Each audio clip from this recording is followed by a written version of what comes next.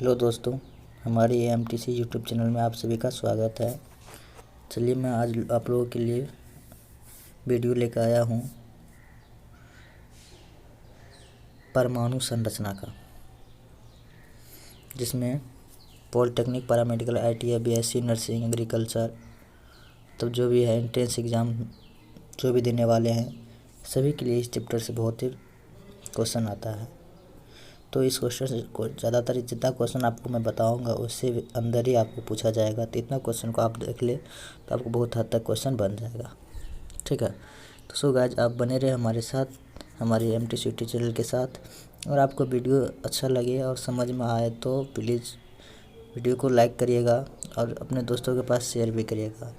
सो आप लोगों के लिए मैं ये वीडियो बना रहा हूँ इस बार 2022 के एग्ज़ाम के लिए जितने भी छात्र हैं, ठीक है, तो वो सारा 2022 के लिए ये इम्पोर्टेंट है, याद रखिएगा। क्योंकि जितना आपको मैं बता रहा हूँ इससे अंदर एक क्वेश्चन आपको पूछा जाएगा, ठीक है, और इससे ज़्यादा विशेष भी होगा तो मैं आप लोगों को बताऊँगा। चलिए वीडियो को आगे बढ़ाते हैं। चलिए मेरा पहला क्वेश्चन है, किसी परमाणु में धन आवेश की संख्या किसके बराबर होती है? किसी परमाणु में धन आवेश की है ना संख्या जो होती है किसके बराबर होती है? तो धन आवेश की संख्या जो होता है परमाणु की संख्या के बराबर होती है, ठीक है। चलिए 2 नंबर का क्वेश्चन है, किसी उदासीन परमाणु में समान संख्या में पाए जाने वाले मौलिक कण होती है।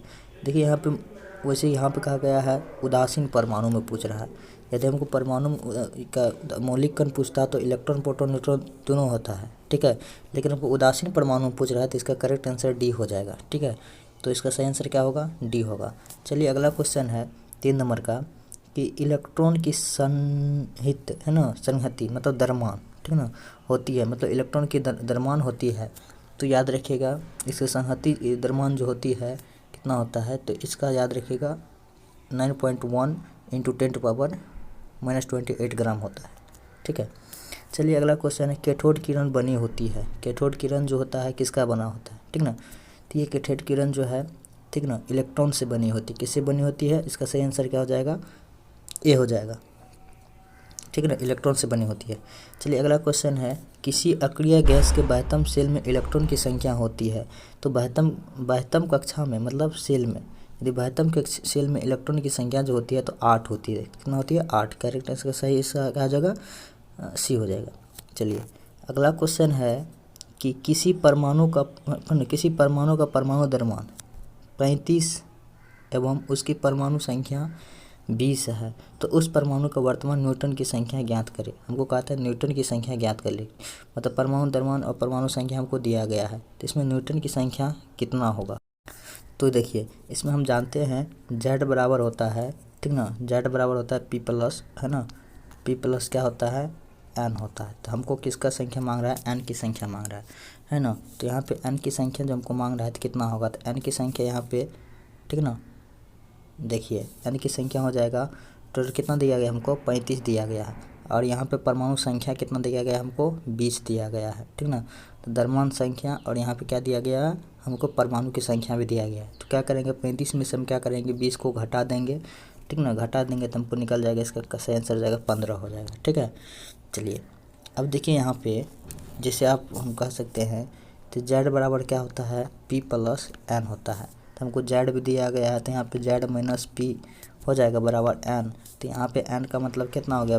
35 और माइनस कितना हो जाएगा? 20 बराबर हमको N का मान निकल जाएगा ना 15। ये हो गया मेरा सही आंसर।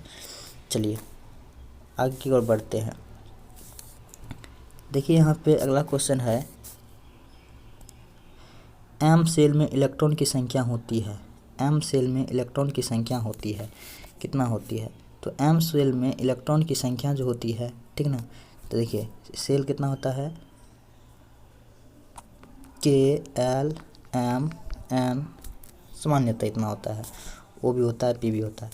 चलिए तो हमको M में पूछता है इलेक्ट्रॉन की संख्या होती है, तो M सेल में इलेक्ट्रॉन की संख्या पूछ रहा है, तो याद रखिएगा M सेल में जो इलेक्ट्रॉन की संख्या होता है कितना होता है? 18 होता है। कितना होता है? 18 होता है। M में पूछा जाएगा तो कितना होगा? M में 18 होगा। चलिए आगे की ओर बढ़ते हैं।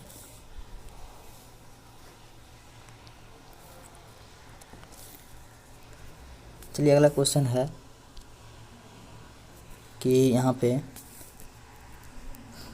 एल्युमिनियम का इलेक्ट्रॉनिक विन्यास होता है, तो एल्युमिनियम का है ना, देखिए सही इसका हो जाएगा 283 है ना, मतलब सी इसका सही आंसर हो जाएगा। ठीक है, चलिए अगला क्वेश्चन है, एक तत्व के परमाणु है ना में 19 प्रोटॉन और 20 न्यूट्रॉन है, तो इसकी द्रव्यमान संख्या ज्ञात करने के लिए कहता है। तो द्रव्यमान संख्या कहता है ज्ञात करने के लिए, तो हमको क्या करेंगे है ना, इसको क्या करेंगे याद रखिएगा। तो इसका करेक्ट आंसर हो जाएगा आपकी, जब जेड बराबर पी प्लस यहाँ निकाल बता दिया अब वहाँ पे, तो हमको द्रव्यमान संख्या निकालना है, तो याद रखिएगा।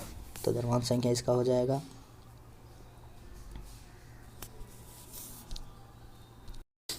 ए हो जाएगा।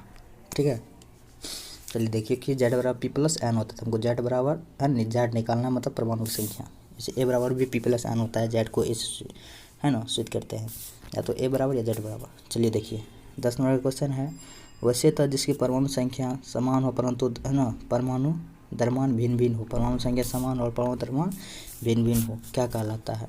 ठीक ना, तो इसका सही आंसर हो जाएगा। ठीक है, याद रहिएगा समस्थानिक कहते हैं। अगला क्वेश्चन है,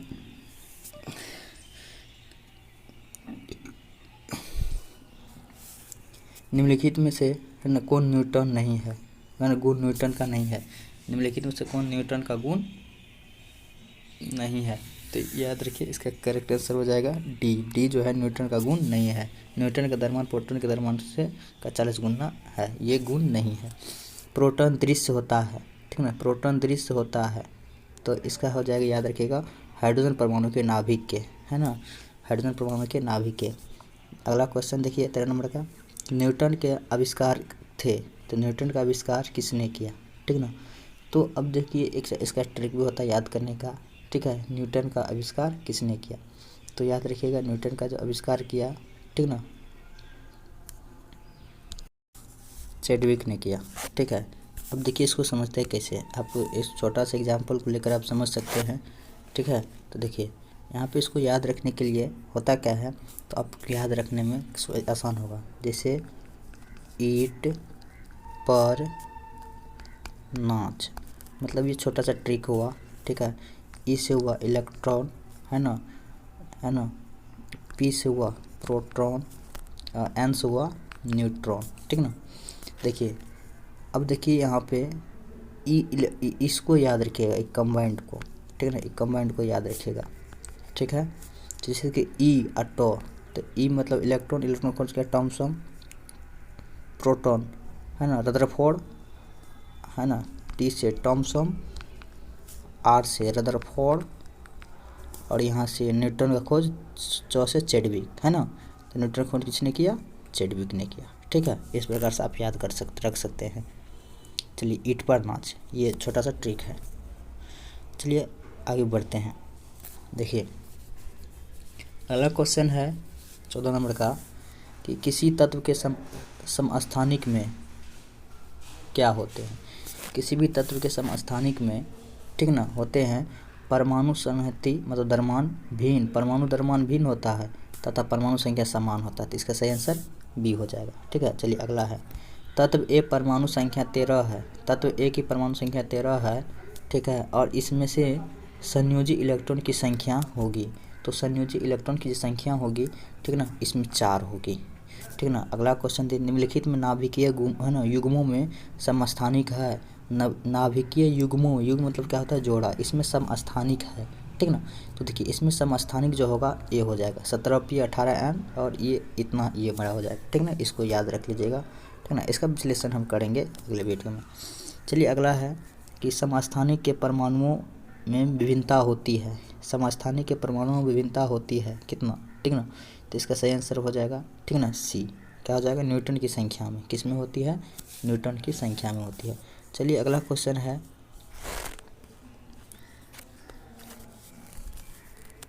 कि परमाणु के अंदर एक ऐसा सूक्ष्म कण है, परमाणु के अंदर एक ऐसा सूक्ष्म कण है जिसका सापेक्ष द्रव्यमान, है ना, जिसका सापेक्ष द्रव्यमान हाइड्रोजन परमाणु के द्रव्यमान के लगभग बराबर होता है तथा, है ना, इस पर इकाई धन आवेश रहता है। इस कण को क्या कहते हैं, तो इसका सही आंसर हो जाएगा, क्या कहते हैं, प्रोटॉन कहते हैं। ठीक ना, क्वेश्चन थोड़ा लंबा है, इंपॉर्टेंट है। ठीक ना, चलिए देखिए, सोडियम परमाणु के कोर इलेक्ट्रॉन की संख्या कितना होता है। सोडियम परमाणु में कोर इलेक्ट्रॉन की संख्या जो होता है, ठीक ना, सही आंसर इसका हो जाएगा डी हो जाएगा, मतलब 10 होता है। कोर इलेक्ट्रॉन क्या होता है, जितना भी बाहर किसी भी इलेक्ट्रॉनिक विन्यास होता है, ठीक ना, जैसे हम मान लिए यहाँ पर हम लिए कितना कोर सोडियम है, सोडियम का कितना होता है Na 11, तो 2 8 1 बाहरी कक्षा को छोड़ के अंदर वाले जितना भी होता है वो क्या कहलाता है, कोर कहलाता है, ठीक ना। तो कोर इलेक्ट्रॉन आपसे इससे एक क्वेश्चन 100% आप याद रखिएगा, इससे पूछा जाता है, ठीक ना, सब बार। तो चलिए यहाँ पे कोर इलेक्ट्रॉन आप समझ गए, तो यहाँ पे कितना होगा, 10 होगा, ठीक ना। चलिए अब देखिए अगला क्वेश्चन यहाँ पे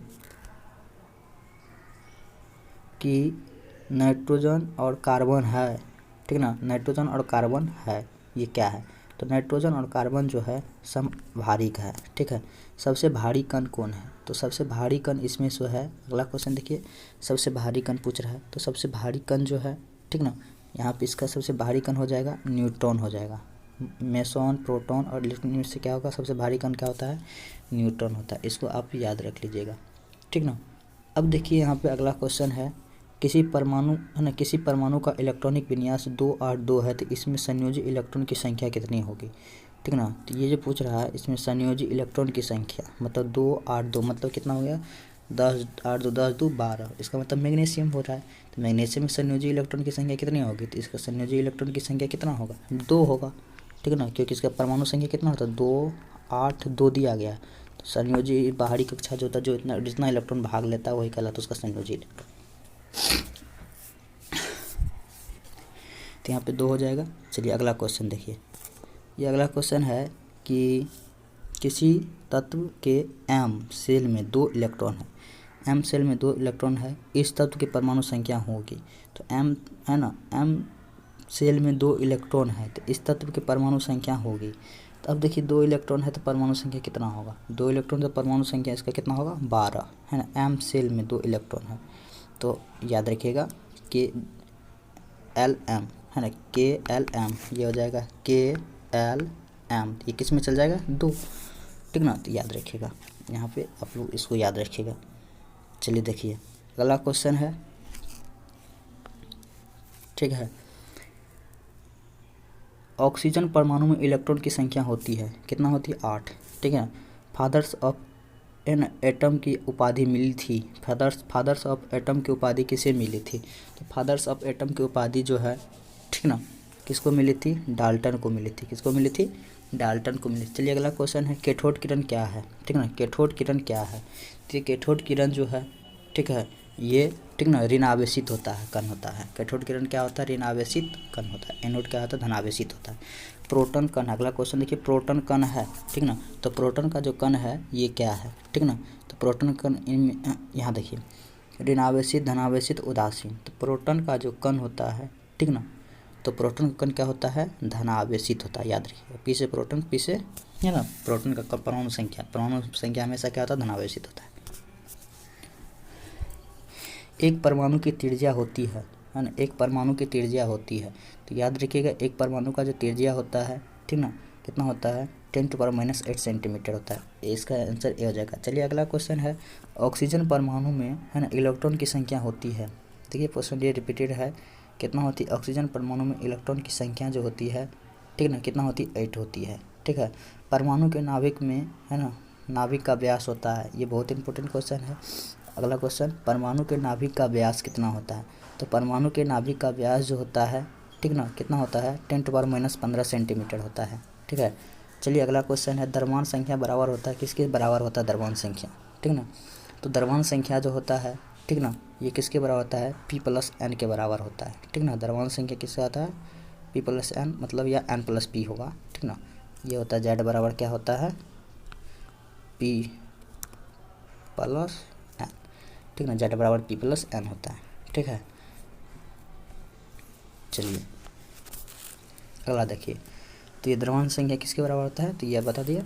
चलिए अगला क्वेश्चन है, परमाणु के नाभिक में रहते हैं, ठीक ना, परमाणु के नाभिक में क्या रहते हैं, तो परमाणु के नाभिक में जो होता है, ठीक ना, तो परमाणु के नाभिक में न्यूट्रॉन और प्रोटॉन रहता है, ठीक ना। ये हुआ नाभिक, इस नाभिक में क्या होता है, P+N रहता है, ठीक ना, तो प्रोटॉन और न्यूट्रॉन रहता है। चलिए अगला क्वेश्चन देखिए।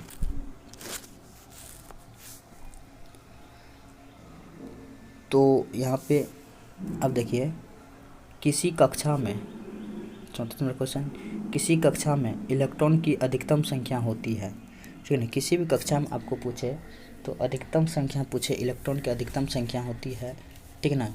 तो याद रखिएगा यहाँ पे 2n² हो जाएगा। कितना होगा? 2n²। सी इसका सही आंसर होगा। मतलब ये किसी भी अधिकतम पूछ दिया तो 2n² होता है, ठीक है ना।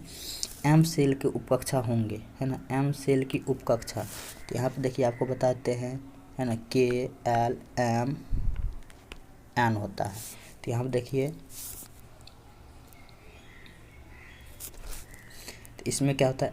S P D और F। तो M में क्या होगा ये आप देख लीजिए यहाँ पे, अब आपको समझ में आ जाएगा M में क्या होगा। तो M कक्षा के लिए क्या होगा? D होगा, ठीक ना। क्या होगा? D होगा। चलिए देखिए, तो इसमें हमको पूछ रहा है M कक्षा में ना। चलिए देखिए, तो P S P सिर्फ P D S P D तीनों, ठीक है। तो यहाँ पे इसका सही आंसर हो जाएगा, ठीक है।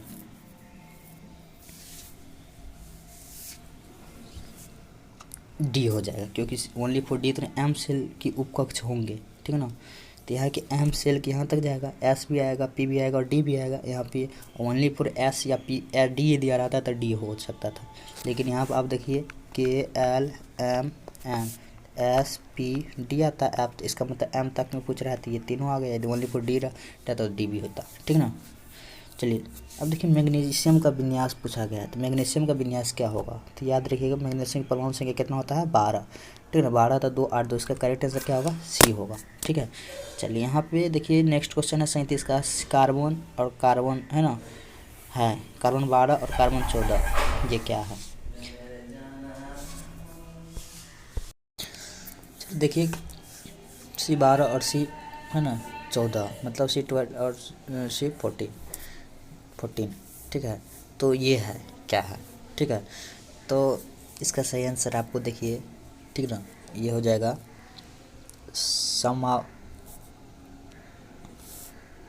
समावयी हो जाएगा। करेक्ट आंसर इसका सही हो जाएगा सी हो जाएगा, ठीक है।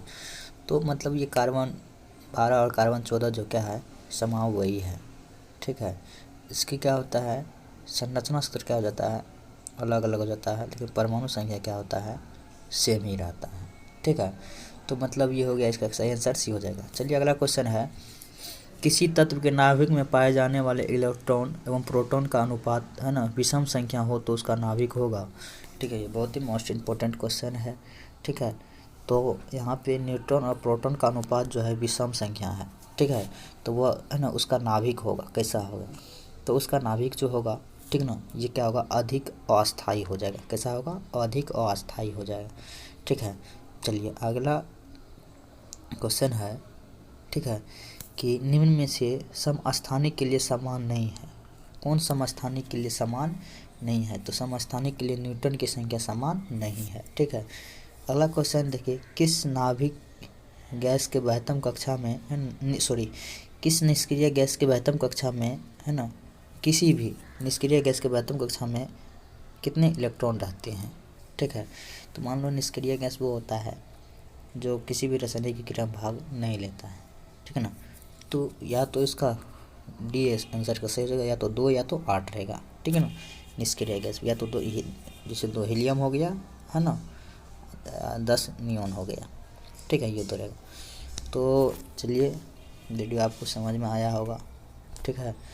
तो ये वीडियो आपको समझ में आया होगा, तो प्लीज़ इस वीडियो को आप अधिक से अधिक शेयर करिएगा और लाइक करिएगा। आपके लिए 2022 के लिए बहुत इम्पोर्टेंट है, ठीक है। हम ये सोच के नहीं बनाते हैं कि क्या कैसे, ठीक है ना, बस इतना सोच के बताते हैं ये वीडियो कि आपको इससे अधिक से अधिक पूछे। 10 से 15 मिनट आपको देने में कोई समय नहीं लगेगा, ठीक है। यदि 10 से 15 मिनट आप दे देते हैं तो आप में से कुछ ना कुछ तो 50% आपको अनुभव हो जाएगा, ठीक है, कि मेरा कितना क्वेश्चन बना है, कितना नहीं बना है, ठीक है। तो सो गाइज, आप हमारे MTC यूट्यूब चैनल के साथ बने रहे, अधिक से अधिक शेयर करें और लाइक करें इस वीडियो को, ठीक ना। Thank you so much.